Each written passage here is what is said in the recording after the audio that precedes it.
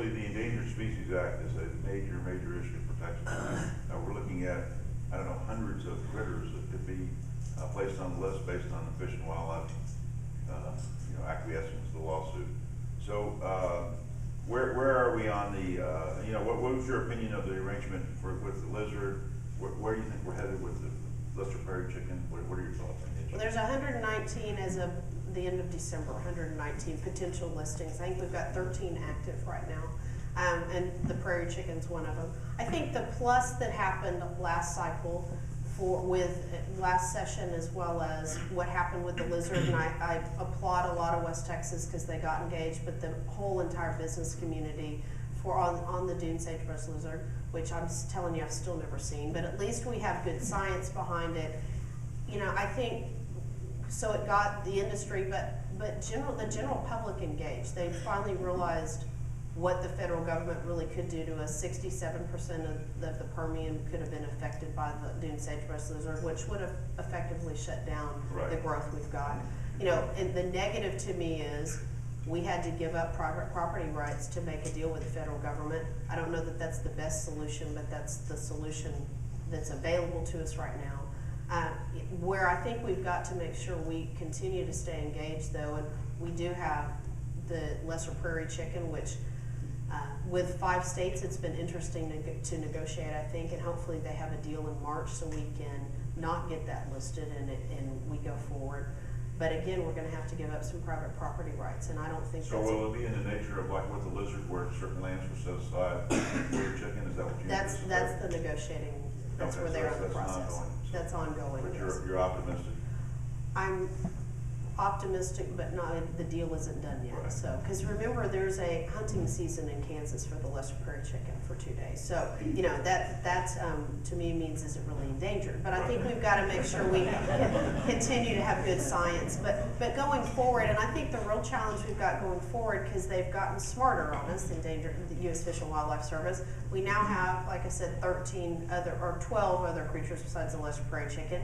But some of them only might affect 60 acres. So you've got one company it affects, or one little region, and so they're divvying it up. We've got to all stay engaged in the process as a coalition and as a group, instead of having one little, letting them pick off 1 acre by acre, I think. I understand the chicken is afraid of the windmill because it fears that a raptor is nesting in a windmill, and that's its natural enemy.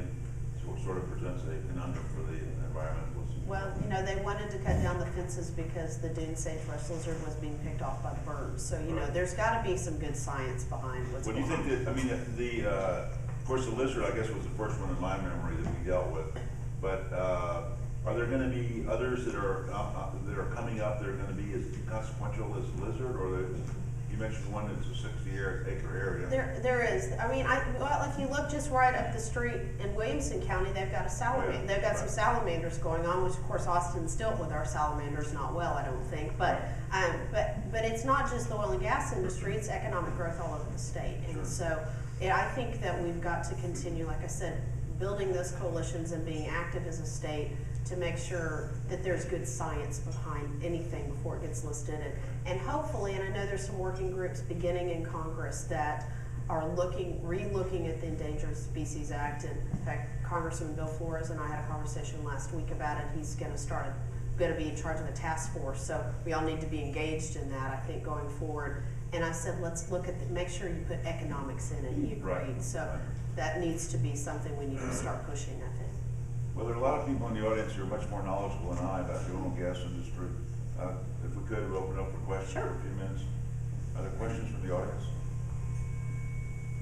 There's somebody out there who doesn't have a case in front of the commission right now that can ask a question. Now, my chief of staff general counsel may have something to say about that. Are there questions for the commissioner regarding the oil and gas? Or any What's your opinion of all the publicity of fracking? Are y'all mounting a campaign to really educate people that? I think that's one of the challenges we've got going forward about fracking. Obviously, if you've been in the industry, we've been using it since the 40s, and it's really one of the best tools that we've got. One of the issues where we are trying to address and that is in front of the commission right now that I think might help that is we are re-looking at our casing rules, which is everybody who understands fracking knows it has nothing to do with what goes on way down the hole. It might have to do with what's going on up the hole as far as your water table. So those rules are in process, and we're with the comment periods open about that right now. So please get engaged in that. I think as we get partly out of session, I always joke that it'd be nice if you people would go home so I could actually get real work done over in my world. But I'm glad to have the legislature here, but they do take time out of what we're all trying to do.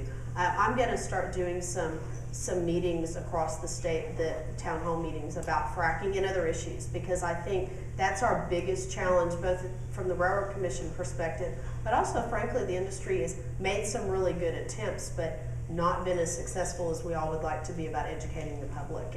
And I think we're doing a better job this cycle in South Texas, in the Eagle Ford area. West Texas knows it, so it's not new, but it is new. You've got San Angelo now with the Klein Shale, so they don't know as much about oil and gas as we do in Midland, Odessa. We're still going to have to explain to them why everybody gets the economics. You know, a job's great, but they don't understand the science and the technology that's going on.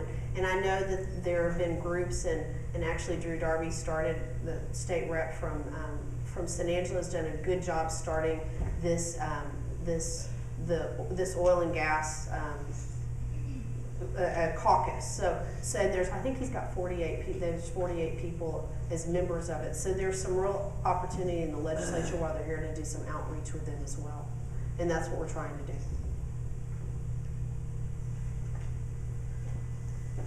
There's lots of water usage going on with fracking. What are you guys doing as far as protecting water supply?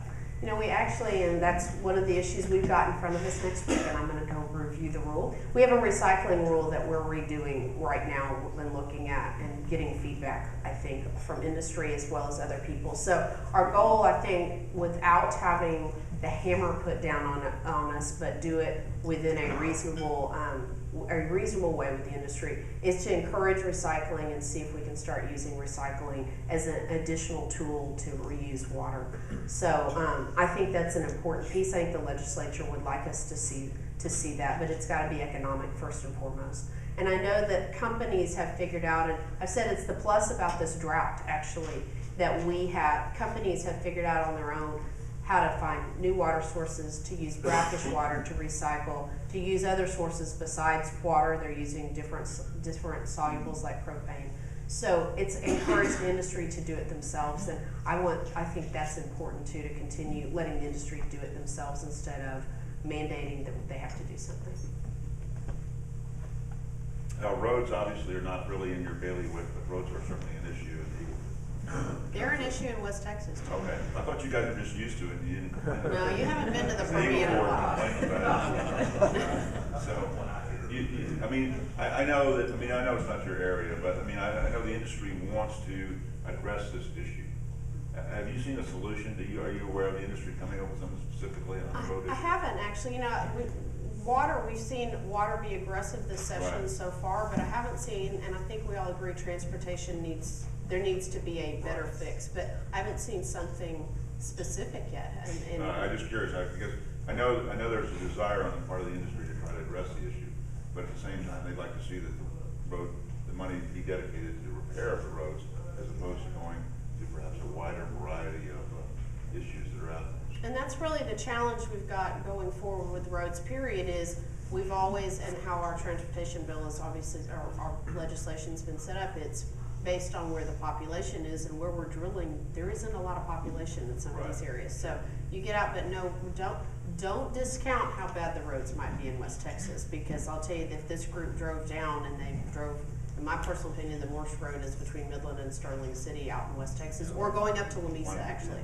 So just the road traffic, not just what's being torn up, but the traffic is, and it's gotten dangerous. But it's, yes, I've been told that, because we have a son and daughter in Midland who's in the oil and gas industry, and they have 2 children, and they're fixing to have twins in March. So we hope the industry will stay healthy and strong for a long, long time. Speaker Craddick's getting a couple more constituents in his ever-growing district.